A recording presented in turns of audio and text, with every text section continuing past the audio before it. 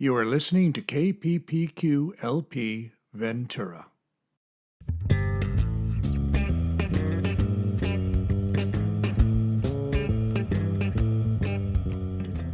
Welcome to Creators Corner. I'm your host, Bob Telford. Creators Corner is a show that focuses on the arts, music, and theater and the people who make it. Ventura County is chock full of artists, and we hope to share their thoughts and journeys with you. So let's get started.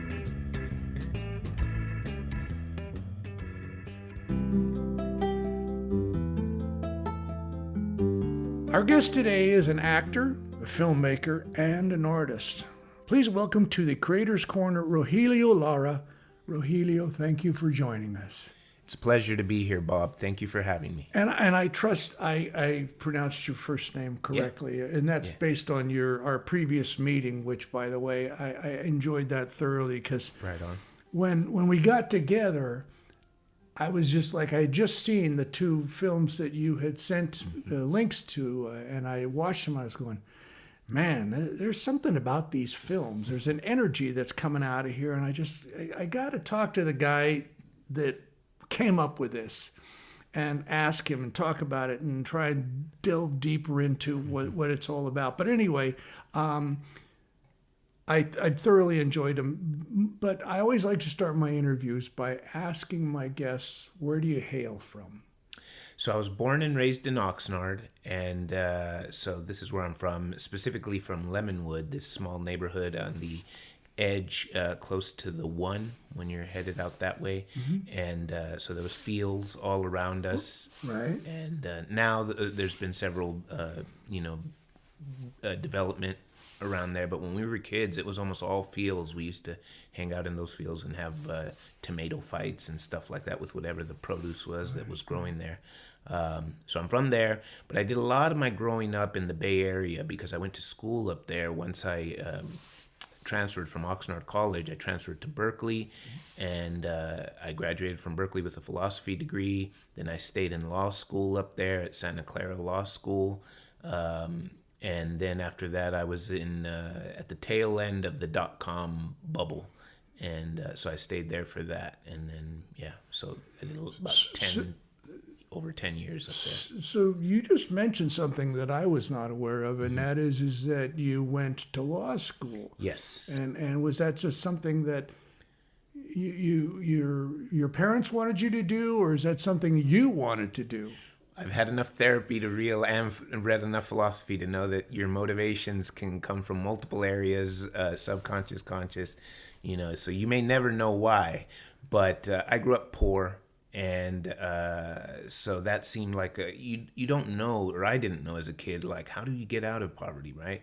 I enjoyed acting, the little bits that I had. I enjoyed performing, let's say.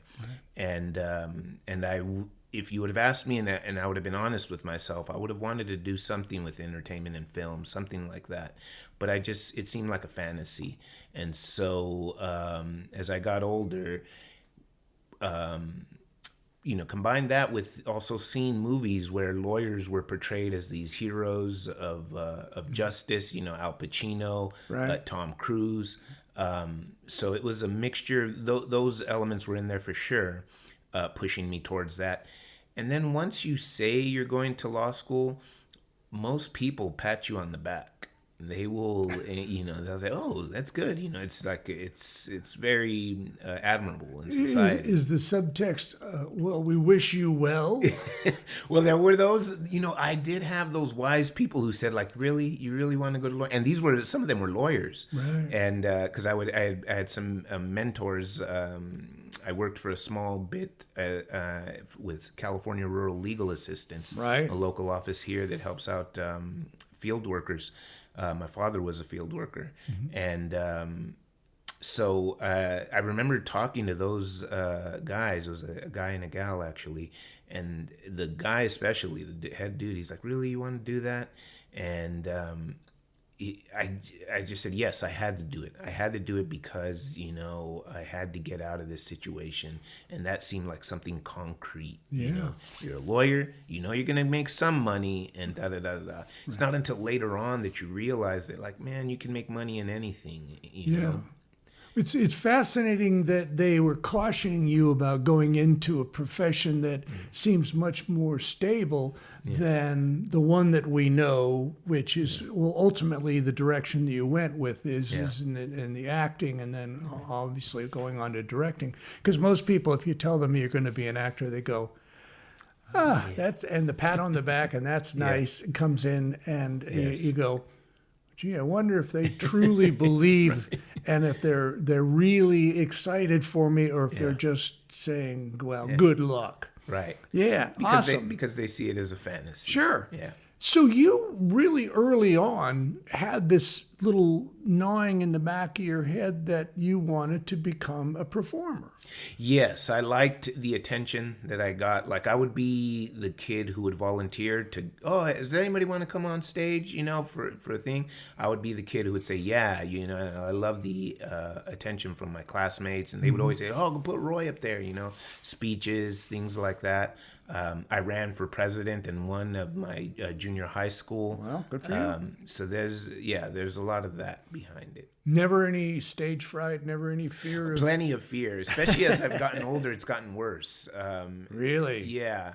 There were plenty of times where I bombed. As an adult and as a kid. I remember, like, in the speech one in particular, I won a couple of speech awards, and on one of them, they had me do the speech again in front of a much larger audience at a different night, and I ended up crying on stage, and, it was just overwhelming.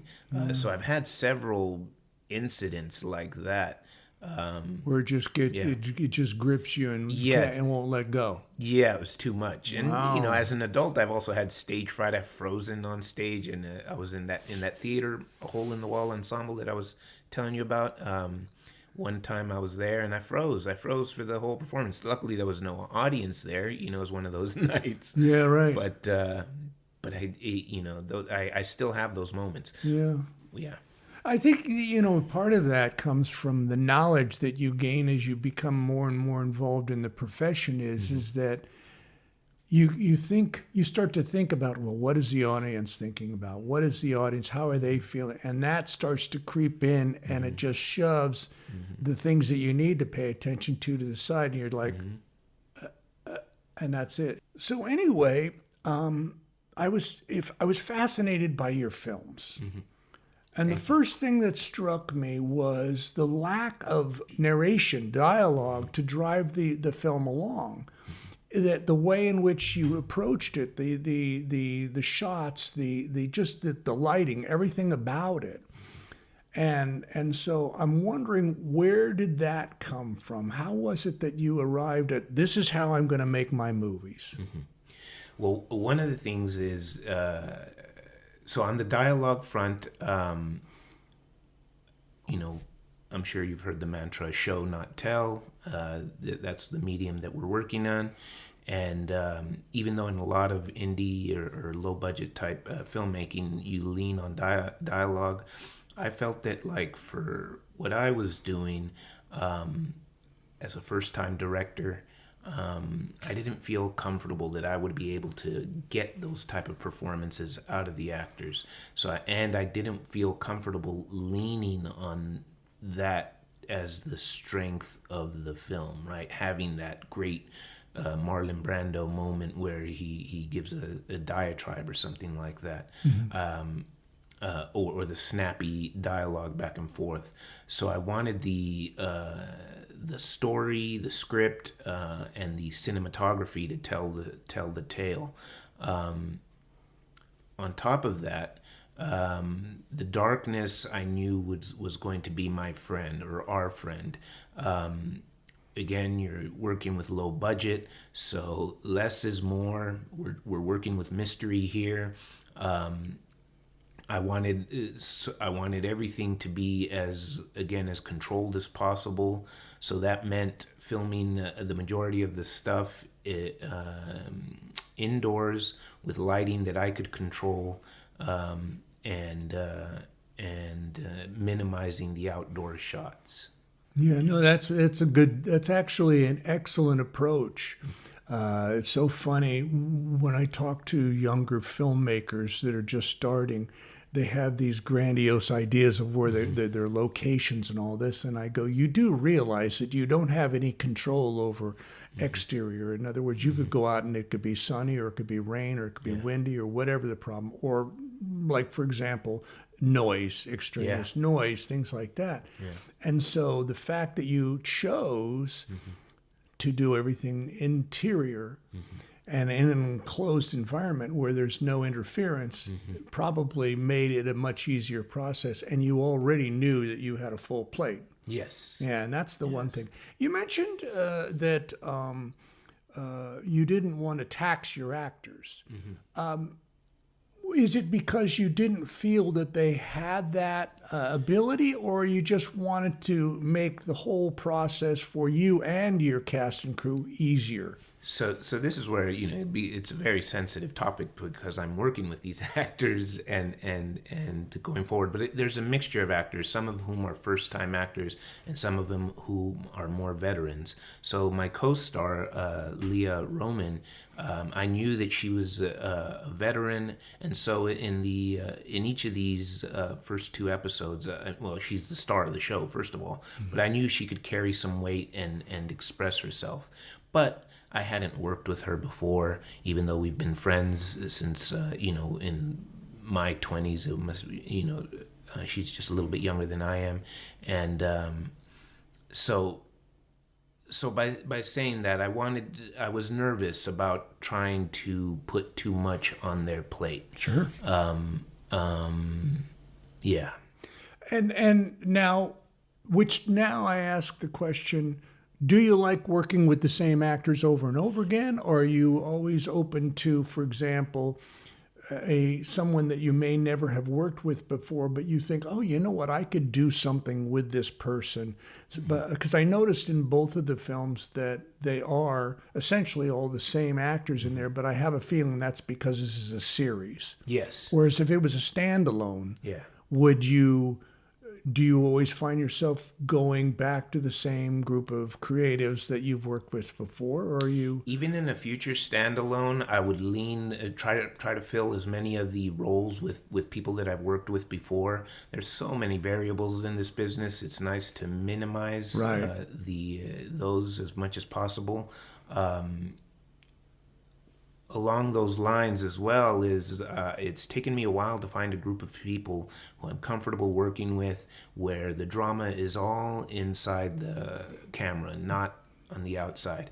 And so if I'm working with an unknown actor, that could be it's a potential to go south, right? Once you're in the shot, you can't pull out anymore, right? You're pregnant. Yeah. You're pregnant at that moment, and you've got to be able to finish it. And so I'd be, it's not to say that I'm open to working with other actors and new actors, but it is something that I would think about. Yeah. And now, is that also apply to your crew? Yeah, for the crew as well. It took me forever to find someone to be my cinematographer, and finally I found Alexis, and through Oxnard College, and no drama, knows his stuff, and is working with me, and not as a mercenary, but as actually someone who believes in the project. Yeah. That's taken me years to find that situation. Now, you just mentioned Oxnard College. Mm-hmm. I know in our previous conversation you had told me that you not only attended Oxnard College, but now you have gone back there and so if you could explain your history with Oxnard College, and then also I guess that leads us into the fact that you're currently involved with a stage production there. My third stage production. Yeah, so tell me about Oxnard College. Oxnard College for me, and I'm getting choked up saying this, Oxnard College for me is like sacred ground. When I first, I grew up in a dysfunctional family, and when I wanted to get out of the house as quickly as possible. So once I graduated from Channel Islands High School, I joined the military, and I wasn't able to do the requisite amount of push-ups because of a defect in my shoulders. Whole long story there, but so I didn't make it out of the military. I went through like 5 months, went through AIT, all the advanced infantry training and all this stuff, but I wasn't able to do those push-ups. You're listening to KPPQ LP Ventura. This is Creators Corner. I'm your host, Bob Telford, and we're having a conversation with Rogelio Lara. So I came back home, quote unquote, a failure, right? And I remember one of my friends said, "Hey man, get back into school. That's something that you're good at."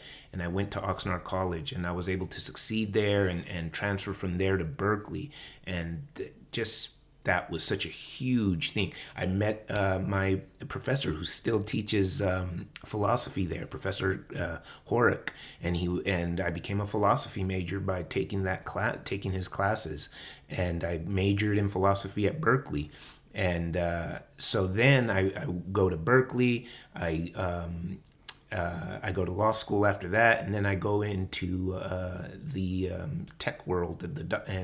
I was building. I was part of a startup company that built license-free wireless networks. Wow! And I had an office looking down on San Jose.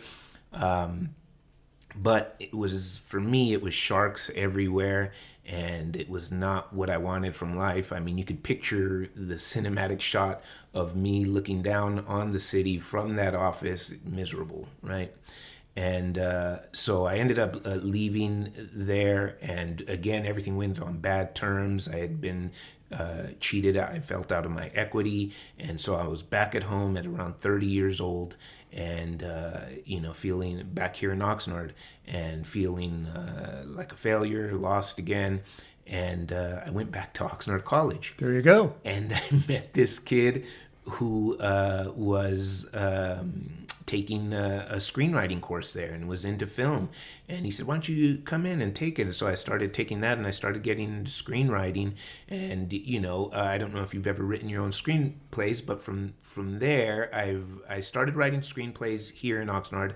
Then I moved in with my brother in LA and started taking screenwriting courses at LACC. Mm-hmm. And I started working with a teacher there, and I had about 3 or 4 scripts. But it's very difficult to get anybody to read your scripts, and so you feel like you're in this long line that could last your entire lifetime. While I'm writing those scripts, I end up finding that ensemble where I start acting, Right. and there's a whole story behind that, but I'll get to that later. But in that acting, it was suggested that people are making their own movies now. This is about 12, 13 years ago with DSLR cameras, and that put the thing in my head, because I had gone to a couple of auditions, and I could see where they saw me, right? They wanted me to wear a wife beater and to look like the criminal and the henchman, and I was like, I am not going to spend my life doing that. So I had to create my own character, and that's when I made my first film with one of the co-stars in that theater ensemble, and we started making the films. And I made that first film, and it was very difficult, because I had a background in Berkeley and law school and the entrepreneur side, I was trying to do everything at once, and trying to make money and yet follow my artistic passion, and things were not working out. And I ended up back at home again for this third time, and back to Oxnard College. Right. And this time at Oxnard College, I had taken the film courses there before, but they didn't really gel with me as much. Like I was afraid of editing, afraid of working with the actual camera and all that. But this time I went back in there, and I met this wonderful human being, Anitra Lawson. She's a professor there, and she helped me with editing, and I learned to edit, and I learned to use the camera.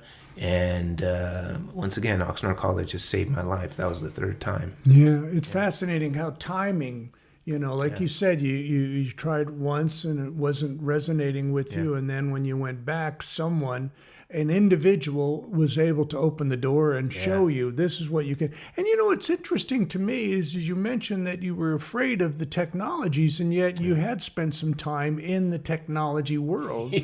So you would wonder, Well, what's to be afraid of? I've worked with this. I've done much more complicated things than this.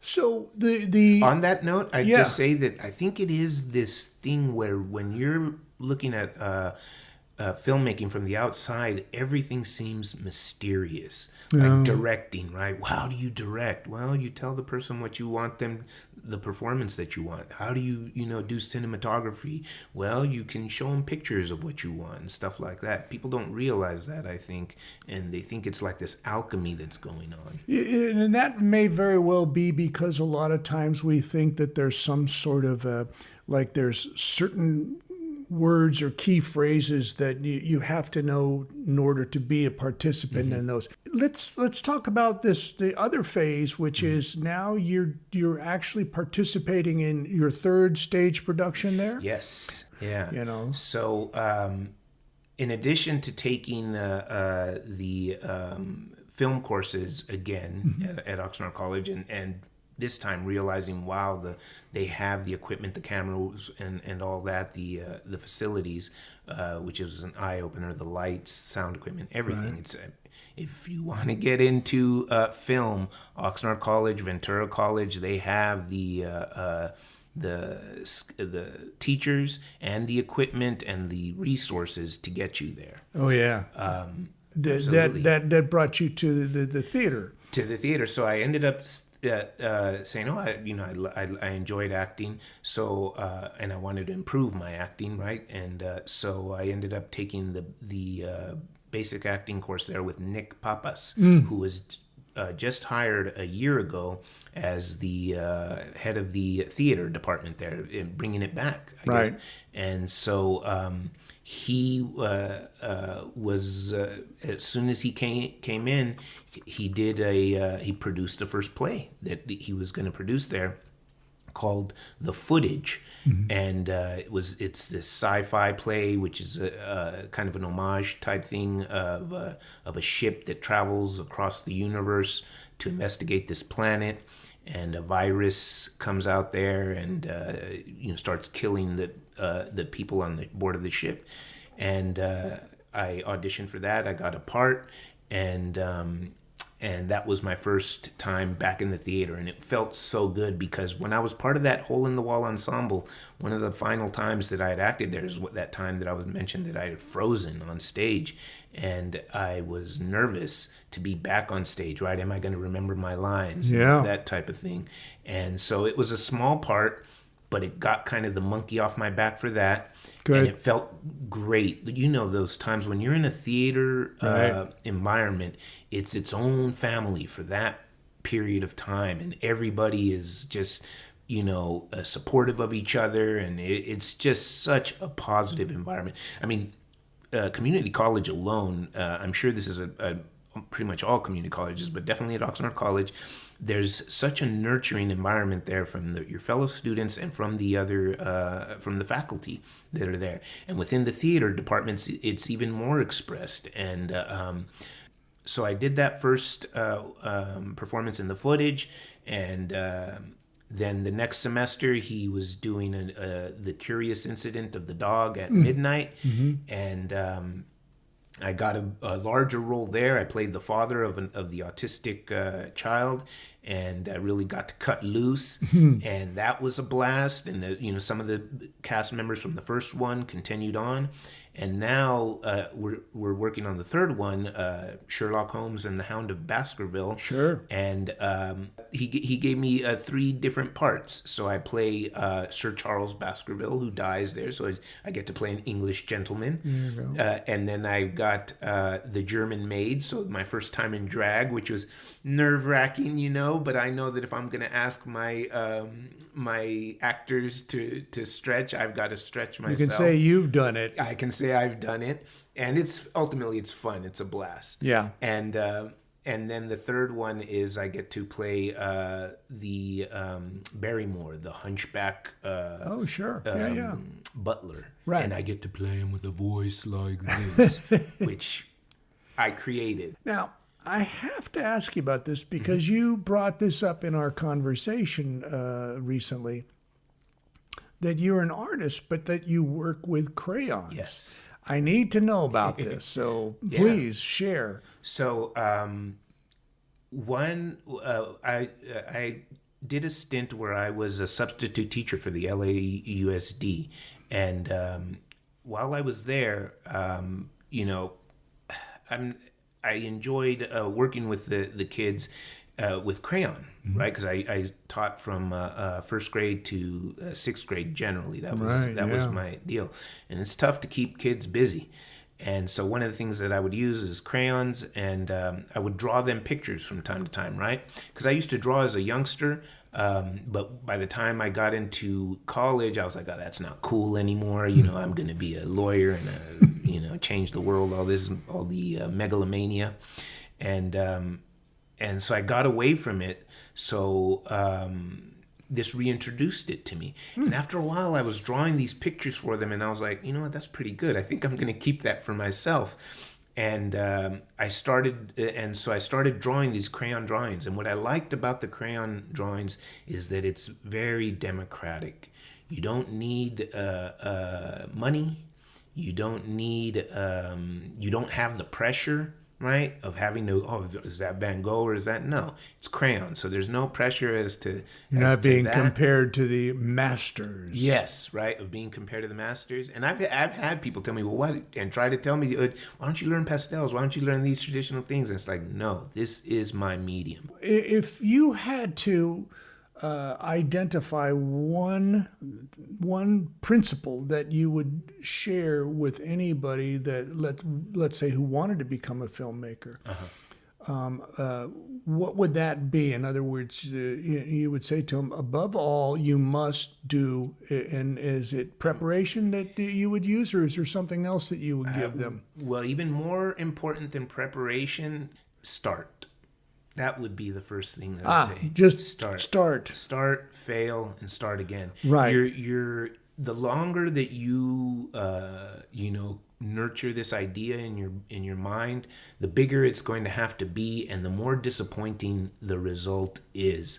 The gap between vision and reaching that vision only gets shorter by experience and failure and getting closer and closer and closer. And so my philosophy is make it, go out, show it, it is what it is, make the next one and make the next one. Everybody's got great ideas. You need to get in there and actually execute. No, that's an excellent. You need to start. Do you have any, this is for the audience, if they wanted to know more about you and what you're up to, or what, do you have any social media platforms that you utilize that you would like to share with the audience? The big one that I have right now is Mostrare Film. That's on Instagram. That's generally where you'll find, where you'll see my progress on. I'm working on Haunted Home, the 3rd episode right now. Mm-hmm. We're building these aquariums for the office, and that's the whole subconscious for the detective's office, the whole subconscious arena, which is a big principle in that film. I'm also on. I also have a website, Delusionist Pictures. Delusionist Pictures is the parent company that I own, that owns everything underneath it. It's there. You can reach me through email at Rogelio, Rogelio at delusionistpictures.com. One of the things that you had touched on earlier that I wanted to come back to, it's close to principles, is build your team, build your network out. One of the big advantages of working with an ensemble and continuing to work with the same people is you're growing your resource network. Fantastic. Well, those are sage words to live by for sure. Thank you. Rogelio, it has been a pleasure. I thank you for joining us here on Creator's Corner, and I look forward to having further conversations with you, my friend. I hope so. It's been a treat, and thank you so much, Bob. My pleasure. What a wonderful conversation I had with Rogelio, and I thank KPPQ LP Ventura 104.1 for allowing Creators Corners to exist. I look forward to our next episode, so please join us and thank you so much for listening.